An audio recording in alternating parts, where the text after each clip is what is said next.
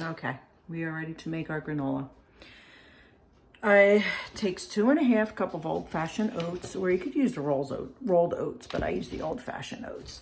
So what you're going to do is you're going to put your oats 2.5 cups in here, and then you're going to put your nuts, like 1/2 cup of nuts. I kind of don't measure, I just put in what I think. I'm going to use almonds this time. Sometimes I mix them with pecans, almonds, but I'm just going to do almonds. We're going to put them in the oven, and we are going to cook it. And just to heat it up, 10 minutes, something like that.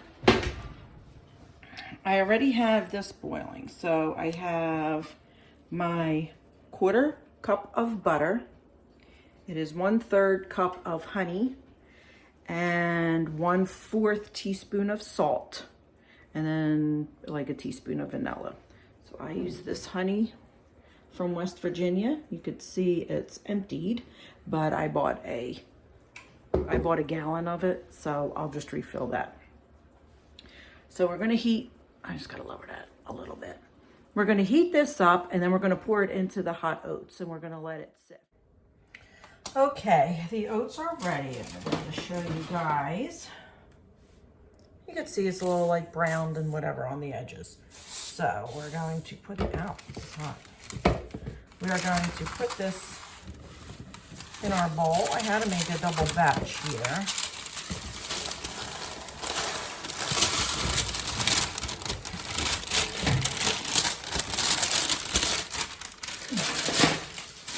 Save your parchment, you're going to need that later.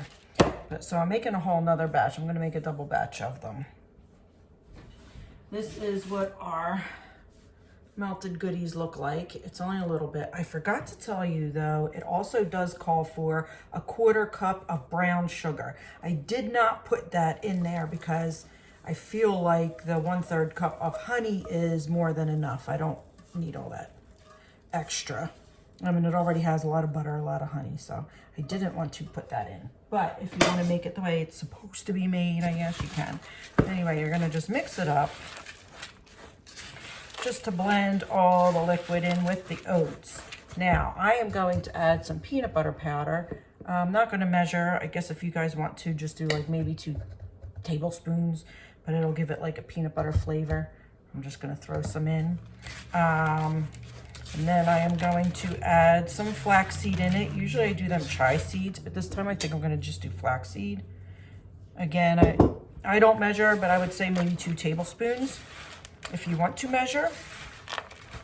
And then what I was thinking, just to give us some extra benefits, health benefits, I had found this jar of kale that I had freeze dried, and there's only a little bit left in there. This is kind of what it looks like. But if you go like this, it kind of just mushes it into like a powder, as you could see. So I am just going to powder all this up, give us some green, and then I mean, I doubt you'll taste it. I don't know. I've never used kale inside my granola bars before. There's only a little bit left. I'm just going to use it all. So I guess we'll see what it tastes like, but definitely can't hurt. Mix it all in.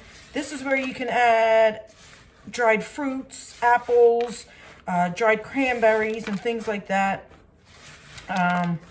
Pat's not a fan of the fruits and stuff in it, so that's why we just mainly do nuts, and then I just add like a little bit of extra stuff. But anyway, this is what it looks like. It's pretty hot, so we need to let it cool so we don't put our chips in there until it's all cooled. If you do, it'll become chocolate, and it'll make a chocolate granola. So if that is something that you like, then by all means, you know, make sure you do put the chocolate in there now, put the chips in there now, and let it get all melty, and then you'll have a chocolate granola bar. But we want actual chips in it, so I'm gonna wait another like maybe 40 minutes. We're gonna let this cool, and then I'll show you. We'll put the chips in, we'll lay it down, and cut it up. Okay, we are ready for our chips. Everything is cold. I mixed the 2 batches together, and again, just add chips until it looks the way you want it to look. I had a little bit extra in the one bag and like maybe 1/4 of the other bag. I don't want to overload it with the chips, but it is still a little warm, but it's not gonna melt my chips. And you still need it a little bit. I mean, it's cool, but a little bit warm because you are going to have to cut it and let it harden. So I kind of put, oops. I kind of have 2 here in case I need it. I'm going to see, because I don't want it too thick. I don't want my granola too thick. I sometimes put this on top and let me press it out first. And then press it out. I just do this so I don't get all chocolatey and dirty, but then you can kind of, but you see how it's kind of, it's a thick bar, and I kind of want a thinner bar. But you might need to use your hands to kind of form it a little bit, and then if you want like pretty edges, you're going to want to do that, but you're going to stick it together, and it's pretty sticky, so it will stick together. And then what I'm going to do is stick it in the refrigerator for a little bit and let it settle together, let it all blend together and get cooled, and then it'll be really stuck together. And then from there, I'll put my, or I'll get my knife and I'll cut it into nice like little bar slices. And then from there, I'll put it in a Ziploc bag for storage, and then I do store it in the refrigerator. You can store them out, but I feel like they last longer and stay intact better when they're in the refrigerator. But I have a little bit left. I'll put it in the other one. But just so you can kind of see what it looks like, let me just even it out a little bit. I'll fix my edges. But anyway, this is what it looks like. And we'll go stick it in the refrigerator. And then we'll cut it up. All right, our granola has been in the refrigerator for like 20, 30 minutes. And it is hard enough that we can cut it. You can see it's like one big thing, it's not moving. I did do, I don't know if you could see my edge. I did do like, just so you don't have any straggly pieces. I kind of took my parchment and went like this around all the edges just to make like a nice little easier cut edge before I put it in the refrigerator. I have this big old thing. This actually works best for me. And if you cut it, let me just do another in a row here so I could do this. And if you cut it like this, like I make small pieces, make little pieces like that.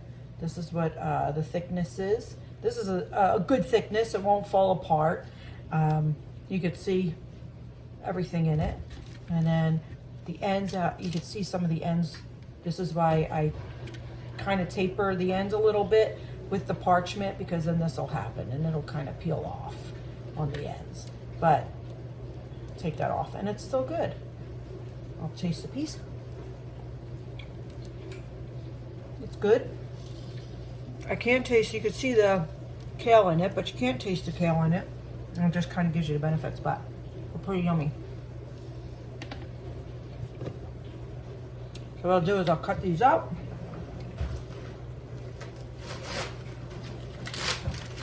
And I'll stick them in a Ziploc.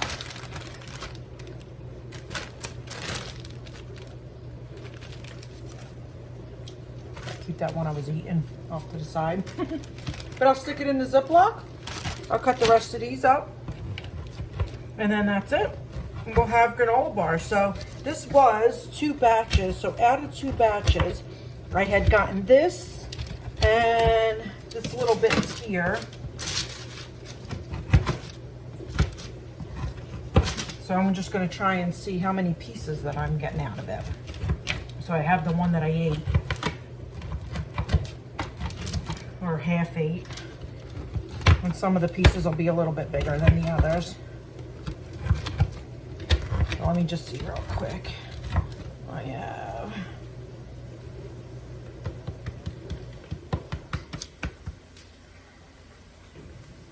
so like 32 pieces of granola I got out of 2 batches.